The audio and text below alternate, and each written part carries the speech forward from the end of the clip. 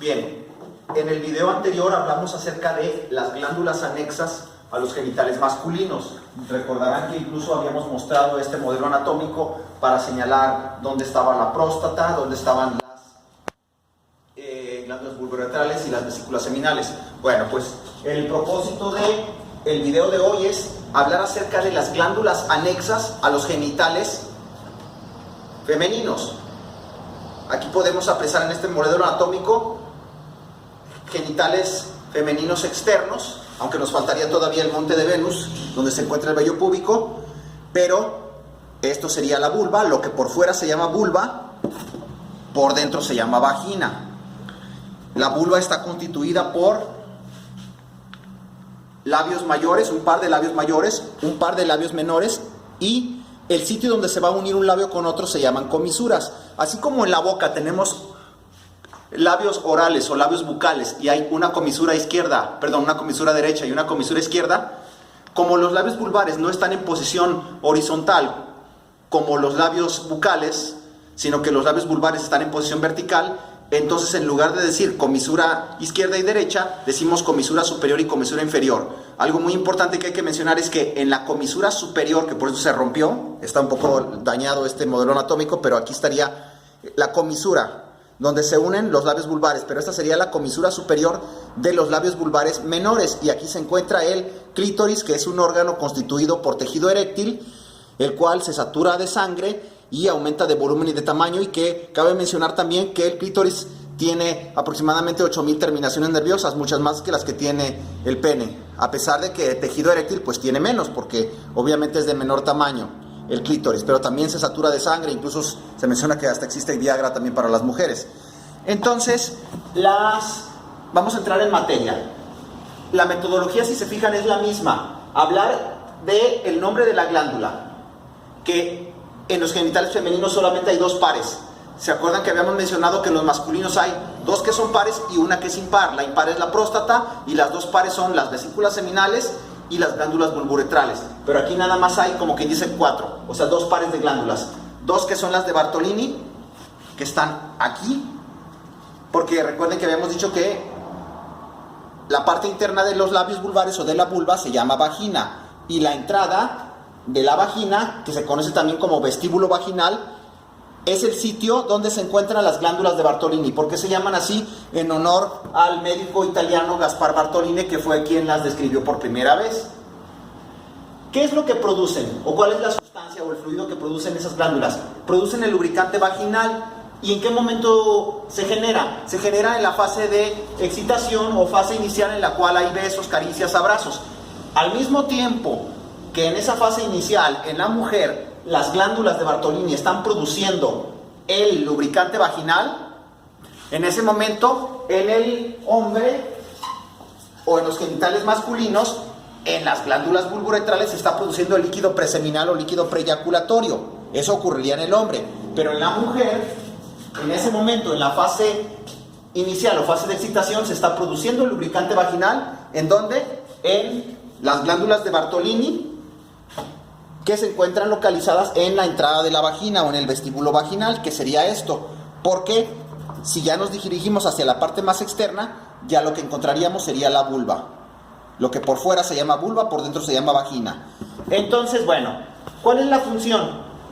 Pues la de poder mantener lubricadas las paredes vaginales. ¿Para qué? Para poder preparar a la vagina para el momento del coito. Incluso hay una ligera dilatación de las paredes vaginales y también una lubricación debido al fluido o lubricante vaginal producido por estas glándulas ubicadas en la entrada de la vagina, que también se conoce como vestíbulo vaginal. No sé si en alguna ocasión han notado que cuando el dentista nos está realizando algún procedimiento, el dentista menciona que va a limpiar el vestíbulo oral, porque también hay un vestíbulo bucal o vestíbulo oral, que es la entrada de la boca, que está, lo que por fuera se llaman cachetes o mejillas, por dentro se llamaría vestíbulo oral o vestíbulo bucal, pero este en cambio es el vestíbulo vaginal, donde se localizan las glándulas de Bartolini. Pasamos al siguiente par de glándulas, las glándulas de Skene, llamadas así en honor al médico escocés Alexander Skene, que aproximadamente en 1890 las describe. por primera vez.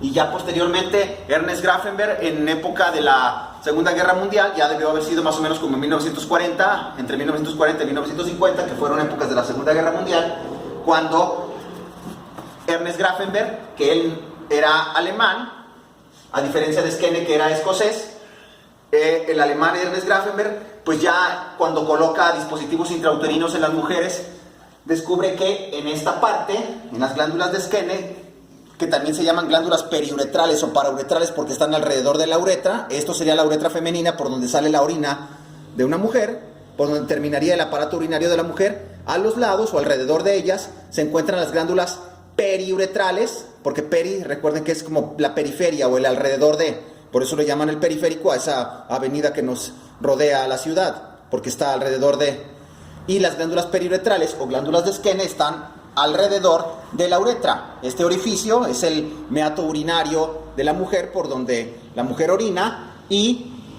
aquí están esas glándulas que Ernest Grafenberg ya aproximadamente en la década de los 40, 1940, descubre el punto G femenino ahí porque colocaba dispositivos intrauterinos en las mujeres y se daba cuenta de que al hacer una palpación en esta región había bastante sensibilidad. ¿Por qué razón? Pues porque las glándulas de Skene están conectadas con las estructuras internas del clítoris a través de estos nervios. Estos modelos anatómicos son bastante prácticos o bastante útiles para fines pedagógicos o fines didácticos. Entonces ya mencionamos dónde está localizado esto. Si se fijan, esto ya no está en la entrada de la vagina. Esto ya va a estar más o menos como a 3 centímetros de la entrada de la vagina. Aunque aquí en este modelo anatómico no se apreciaría exactamente que fueran 3 centímetros, pero si esto fuera la entrada, podríamos decir que de la entrada aquí a los alrededores o las inmediaciones de la uretra están estas glándulas, que más o menos se considera que esta la distancia de la entrada de la vagina son como 3 o 4 centímetros. Un pene del tamaño que sea lo alcanza, un dedo las alcanza perfectamente. ¿Y cuál es su función? Bueno, pues en algunas mujeres, no en todas, porque esto tiene que ver con cuestiones genéticas y con la anatomía de la mujer, pero se puede producir una eyaculación. ¿Qué eyaculación? La eyaculación femenina. Hay orificios muy pequeños en las glándulas que pueden producir el fluido o la eyaculación femenina, pero ¿en qué momento se va a producir? A diferencia del lubricante vaginal que se produce en la fase inicial, la eyaculación no se produce en la fase inicial, sino en la fase final o en la fase del clímax. ¿Cuál sería su función? Pues el orgasmo. Por eso se dice que no solo hay punto G en el clítoris, sino también en las glándulas de Skene. Esta sería como una parte externa, digamos un punto G externo, y este sería como un punto G interno, porque las glándulas están por dentro y en cambio el clítoris sí queda expuesto por la parte exterior. Hay una pregunta que solíamos poner en el examen que decía, ¿dónde está localizado el clítoris? Pues en la comisura superior de los labios vulvares menores. Y estas serían entonces las dos glándulas, el sitio o su posición anatómica o su localización que tienen, una en la entrada y otra más o menos a 3 o 4 centímetros de la entrada. Una produce el lubricante, otra produce la eyaculación. El lubricante se produce en la fase inicial o en fase de excitación, donde se presentan las caricias, los abrazos, los besos, que en ese momento en el hombre se está produciendo el líquido preeyaculatorio, y en la parte final o en la etapa del clímax se produciría la eyaculación y su función sería esto, el orgasmo. Entonces con esto concluiríamos. ¿Cuánto tiempo llevamos del video? 8 minutos. Bueno, si tienen dudas, pueden poner en la parte de abajo del video de YouTube sus comentarios o sus preguntas que quieran agregar, o si hay algo que quisieran refutar o contradecir. Gracias.